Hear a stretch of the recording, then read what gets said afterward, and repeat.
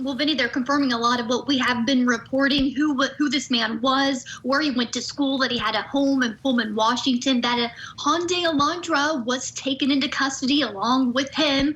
Also, what stood out to me, of course, no murder weapon has been recovered, as well as the house cleanup that started this morning there at the crime scene is halted due to a request of the court. That perked my ears as well. Of course, as soon as he's extradited over here over to Idaho, we will learn a lot more information once they can release those details, Vinny. Absolutely. Julie Janae, Court TV legal correspondent with me here in studio. Your thoughts about what we just heard? So much information, of course, a lot more that they want to get from the public. I think the biggest thing is that they still want people to come forward about this person. If they know him, they don't seem to have a motive. They want to know more information about people, but also interesting that that house cleanup has been stopped. Could it be a jury view that the court wants to make sure that they preserve that scene for in the future? We shall see. All right, also with us, we've got a great bunch of guests. Caitlin Becker, senior reporter, dailymail.com. Joseph Scott Morgan, professor of forensics at Jacksonville State University. Dr. Robbie Ludwig, psychotherapist. And Jason Jensen, private investigator. Caitlin Becker, your reaction to what we just learned and didn't learn in this press conference?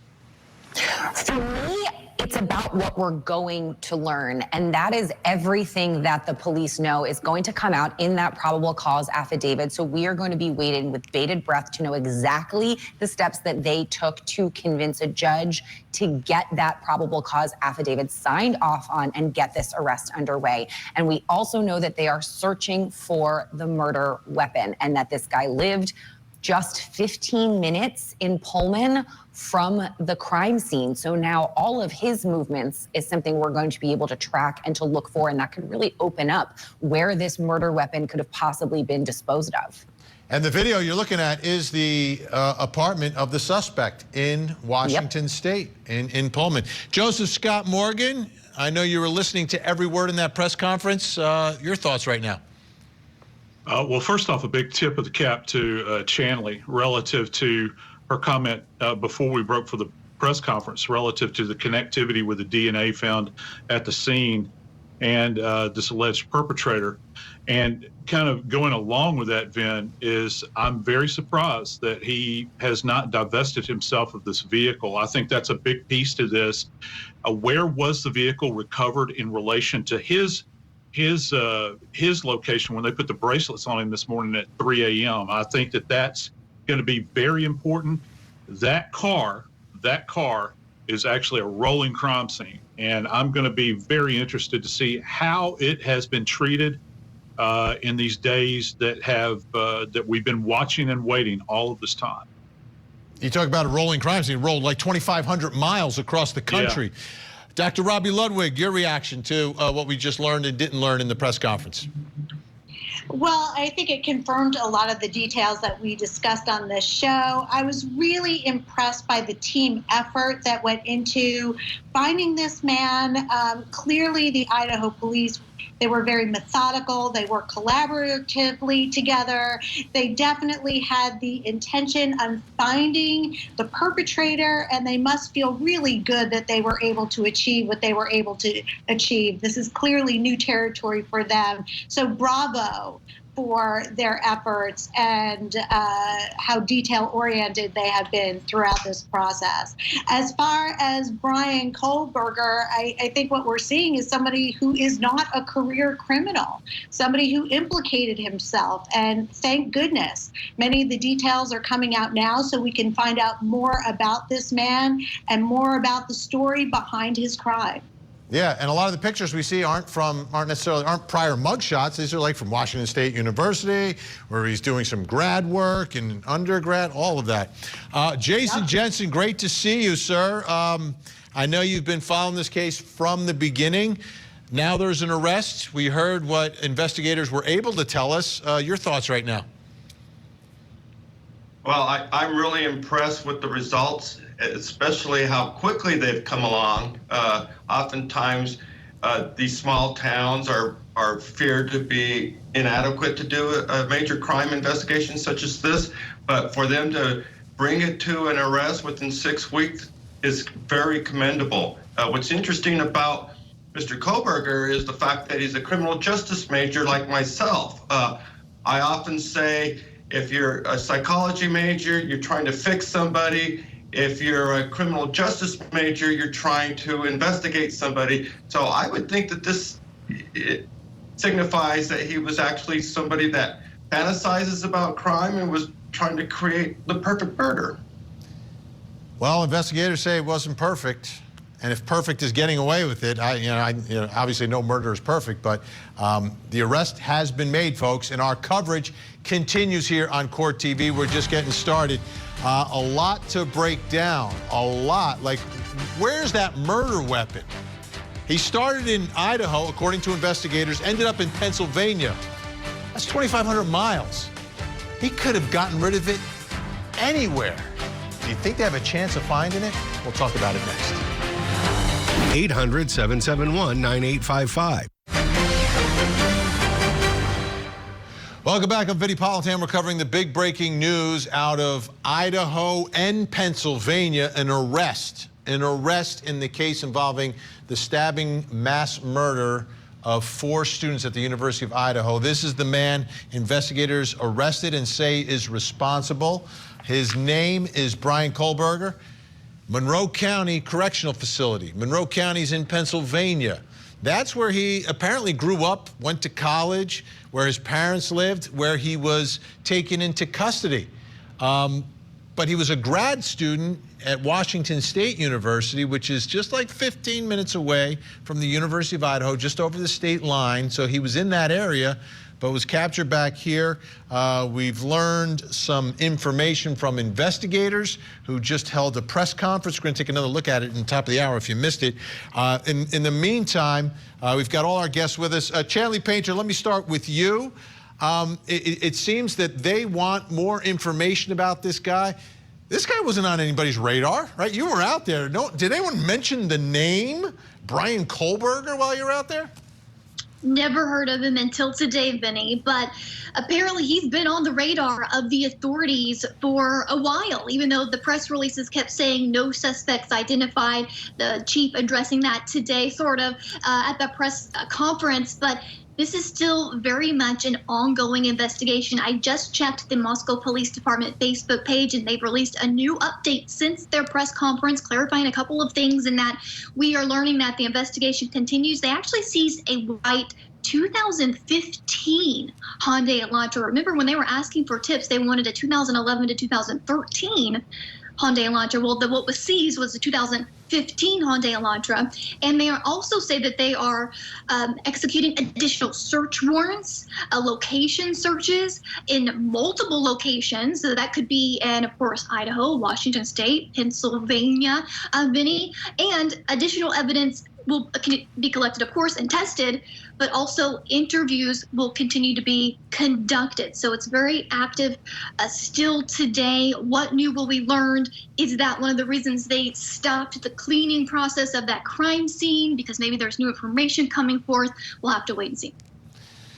Julie, Janae, the other part of this is the legal aspect of all this, right? Where he's in Pennsylvania, nothing can happen until he gets to Idaho, and the question is, how is all of that going to take place, and how long will that take? And it could be up to him, because it will be decided by whether or not he waives extradition or not. His lawyers would likely suggest that he waive it. It doesn't sound like there's any reason that he would need to stay or legally would be able to stay there in Pennsylvania when these crimes happen in Idaho. But if he does not waive his right to extradition, then they will have to have a hearing. They'll have to bring evidence. They'll have to go before a judge. And we've seen it in other cases where it can be delayed for days or even weeks getting all of that together. There was another case we covered out of Idaho where we had an extradition from Hawaii. Lori Vallow Daybell, the Doomsday Mom, was also extradited. So it can definitely be done. All right, Joseph Scott Morgan, Caitlin Becker, and Jason Jensen also with us. Jason, I want to start with you. The murder weapon. This mass murder took place in Idaho. He was apprehended in Pennsylvania. That's a lot of ground to cover, a lot of places where he could get rid of a knife, if he, in fact, is the killer. Yes, indeed. In fact, what's intriguing is just like Joseph Scott Morgan just said a moment ago about the car being a rolling crime scene, it would be really profound if he kept possession of the murder weapon. So we would imagine that he probably ditched it. If he's even got a little bit of intelligence, he probably ditched it in, up the side of the road or a river or something along those lines. So I think that most likely it would be somewhere between Moscow and Pullman, but, it remains to be seen. Yeah, this is, Joseph Scott Morgan, I think about this investigation and how complicated the crime scene was, but now you're talking about a car that drove 2,500 miles, a home there, all these places where you could gather evidence, but you don't even know exactly where he went. How difficult do you think it will be if he doesn't cooperate in tracing where he was and when he was there and what route he took from the time of the murder until today? I think our watchwords here are cast a wide net. You have to do this. And, we saw the imagery of them going to his home in Pullman, which is significant. They do have the vehicle. And I want to emphasize again, the fact that, going back to the car, if this car was a conveyance after this horrible crime or these crimes that night, any contact tracing evidence that he had on his person in any way, and he may not have even have been aware of it, would have been transferred to the cabin of that vehicle, okay?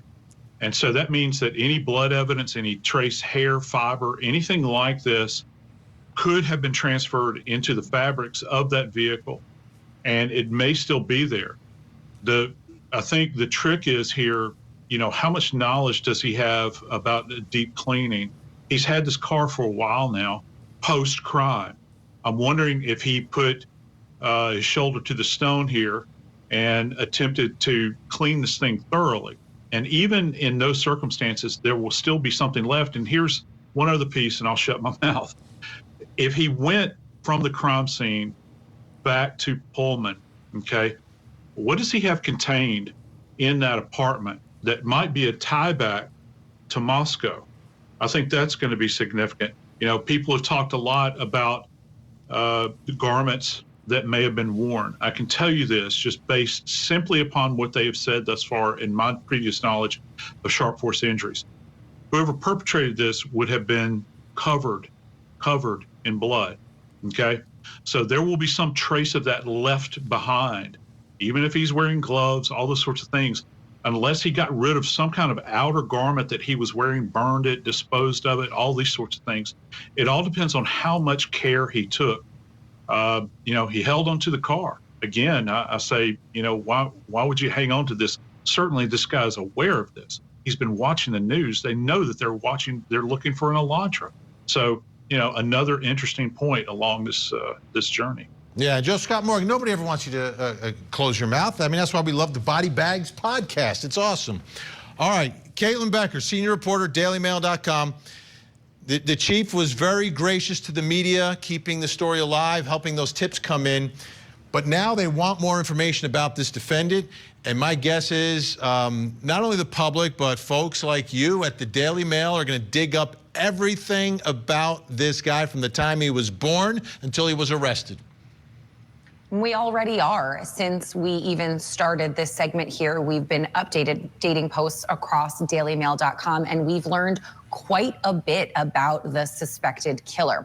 He not only majored in criminal justice, which was mentioned earlier, he's a master's degree in criminal justice and was seeking a PhD in criminology. So this is not a dumb guy. This is a smart guy, and he's smart on the topic of crime.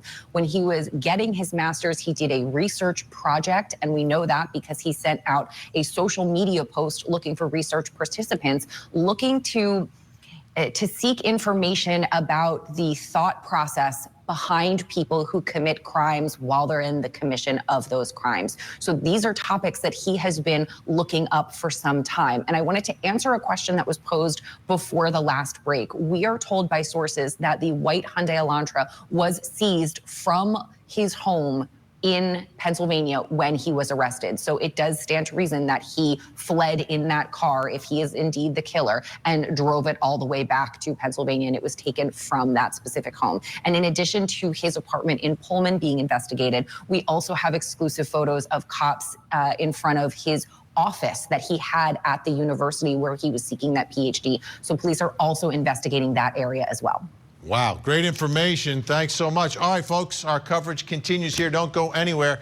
Again, the big headline, a suspect is in custody, and the chief said the folks in Moscow should be safe, but remain vigilant. We'll be right back. Relive the trial of the year. Johnny Depp I did not touch Miss Heard. versus Amber Heard. He is an abuser. A Court TV special event. High stakes, he said, she said. Attorney interviews. This was about her image. All the evidence. Audio and video recordings. All the heart-pounding drama. I will live with that for the rest of my life. Depp versus Heard. The trial of the year. Today on Court TV. Call now. Breaking news this afternoon. If you haven't heard, sit down. Big news out of Idaho.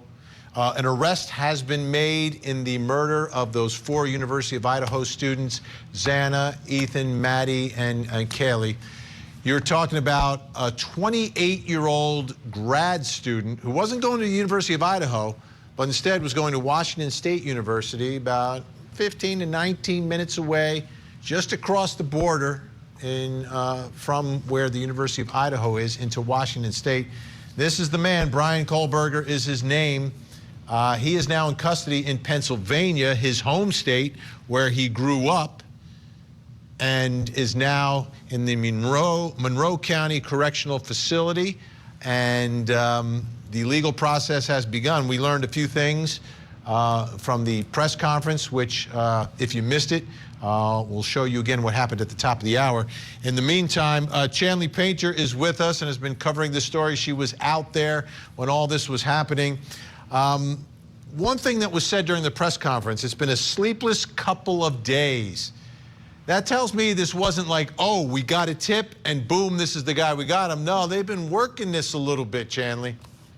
They have, Vinny, and it is being confirmed to CNN that this was something that has been ongoing for a while. I told you earlier that they found the suspect's DNA at the crime scene, according to sources, and those sources to CNN go further and say that there was surveillance from the field FBI team in Pennsylvania for 4 days in that area where Kohberger was arrested, according to CNN sources, and that he was being watched until they had what they felt was enough probable cause to make this arrest. And as we confirmed earlier, this 2015 white Hyundai Elantra also taken into custody when he was, but it seems like it was at least days there on the ground in Pennsylvania, following him, had their eyes on him before they executed the actual arrest, Benny. Joseph Scott Morgan is also with us, professor of forensics at Jacksonville State University, host of the Body Bags podcast. Joseph, when I think about this DNA, this match, right? He's not giving a sample, so they'd have to get a sample from somewhere. When you become a security guard these days, do you have to give a sample of your DNA in a grad school program? Is it 23andMe? What are your thoughts on how they were able to perhaps get a known sample from this defendant to match against something from the crime scene? Yeah, we've seen this happen before. If they've got a team that's sitting on this guy, my thought, possibly, if they've liked him as a suspect for a while, he may have slipped up. We're talking, I think that there's been a couple of cases out there where people have discarded straws, napkins. They go to some burger joint somewhere, some fast food place. They leave something behind that has some type of sample, a biological sample of theirs. And, as you well know, as an attorney, Vinny, once you discard something, you put it in the trash, you no longer have control over that. That's not your property at that point. They don't need a warrant for that. They go and grab that. They process that compared against the unknown that they haven't seen. Now, I'm not saying that they couldn't have used some kind of, DNA matching service or something like this, But, you know, my sense is he's been on the radar, and they've been kind of sitting on a spring with this guy, ready to pounce at any point in time. They were waiting for him to do something stupid that is going to get him caught in the end. They have to have that source from somewhere. I think that's probably going to be the most likely. Amazing work. And Jason Jensen, when you talk about trying to lock this down, so to get to that point, you've got to get him as a suspect some other means, right? So maybe it's the car. My question is, I don't know if that car was registered in Washington State or in Pennsylvania, where he's from. Well, what's interesting is one of the first things he did in August was obtain a Washington State driver's license. So did he also register his car in Washington? It's, you know, remains to be seen, but definitely he could have just driven it from Pennsylvania. And since he was a new resident there in Pullman as of July, he may not have had the plates replaced already. But given the fact that, you know, it was high alert, everyone was looking for an Elantra in the Pullman area and in, you know, Moscow, because it's close by, that it wouldn't be surprising to me that a neighbor of his called it in as a possible tip. Absolutely. And then again, Caitlin Becker comes back to the media. You know, could you give us some perspective on where this story, I don't want to say rates, but the public interest in this, because that seems to be a big part of what helped capture this man. The public interest in this story is massive. We see it with traffic on our website as well as on social media, which is, I think, where these types of stories really can kind of snowball. In my TikTok videos that I do for the Daily Mail alone, they have more than 25 million views just on this case, and I am not the only one who covers it. So that is a massive, massive interest in what people want to know about this case. Everyone has a theory, everyone has a thought, and the media can be tough on law enforcement. We can hold their feet to the fire, but as you heard in the press conference earlier, they were thankful. Absolutely. All right, folks. What a day. More coverage here on your front row seat to justice.